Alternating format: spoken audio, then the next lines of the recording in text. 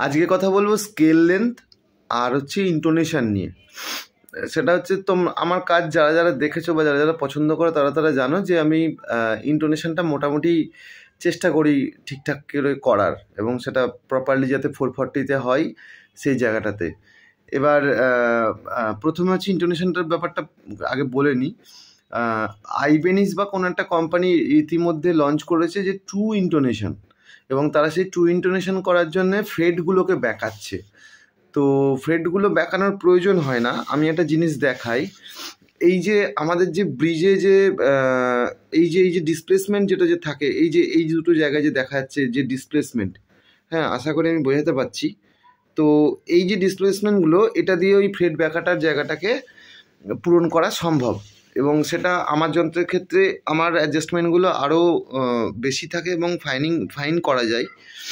এটা একটা ব্যাপার। তো সেক্ষেত্রে আমাকে ফ্রেট লাইনকে আমার টেম্পার্ড করার কোনো প্রয়োজন পড়ছে না, এবং অবশ্যই আমার যন্ত্রগুলো আমি চেষ্টা করি ট্রু ইন্টোনেশনে করার। মানে ট্রু ইন্টোনেশন অর্থাৎ মানে আমি যখন যেটা করছি বা যে নোটটা বাজাচ্ছি সেটা যেন একদম প্রপারলি বাজে, এটা আমি চেষ্টা করছি। আচ্ছা, আর সেকেন্ডলি হচ্ছে যেটা বলবো স্কেল লেন্থ।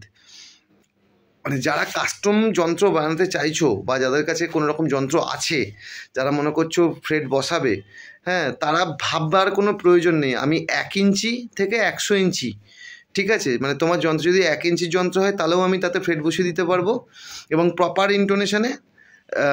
আর যদি 100 ইঞ্চি হয়, 100 ফুটের যন্ত্র তো হয় না, 100 ইঞ্চিও যদি হয় তো সেক্ষেত্রেও আমি পারবো ইন্টোনেশন করে দিতে। তো এইটা হচ্ছে ম্যাটার,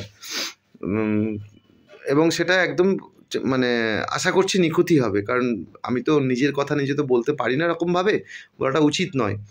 তো এটা যে নেবে বা যারা নেবে তারা এটা বলবে, রিভিউর মাধ্যমে নিশ্চয়ই ভবিষ্যতে দেখা হবে।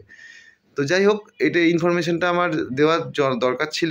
আমার মনে হয়েছে যে এটা নিয়ে একটা কনফিউশন হচ্ছে।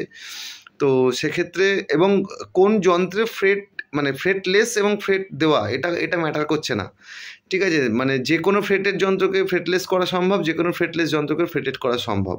তো এটা হচ্ছে যে বাজাচ্ছে এবং যে বানাচ্ছে তার উপর ডিপেন্ড করছে। আর মানে এমনও হতে পারে যে নতুন কোনো যন্ত্র হয়তো হয়তো বানিয়েছো অন্য কোনো মেকারের থেকে, ইন্টোনেশন ঠিক নেই, পাঠিয়ে দিলে ওটা আমি করে দেবো, ঠিক আছে। সেটা যে কোনো স্কেল লেন্থ, আমার কিচ্ছু জানতে হবে না, আমি স্কেল লেন্থ বের করে নেব। তো এরকম ব্যাপারটা। তো যাই হোক, ভালো থাকবে সবাই, সুস্থ থাকবে। শীত পড়ে গেছে, সবাই ত্বকের যত্ন নেবে, ঠিক আছে।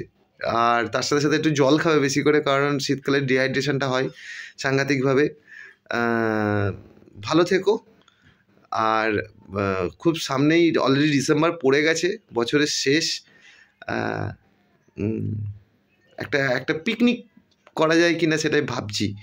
তো ভিডিওটা যারা শেষ অবধি দেখবে, ওই জন্যই পিকনিকের কথাটা লাস্টে বললাম। একটা পিকনিকের কথা চিন্তা করছি, যদি একটা পিকনিক করা যায়, একটা মিউজিক পিকনিক, একটা আনন্দের পিকনিক।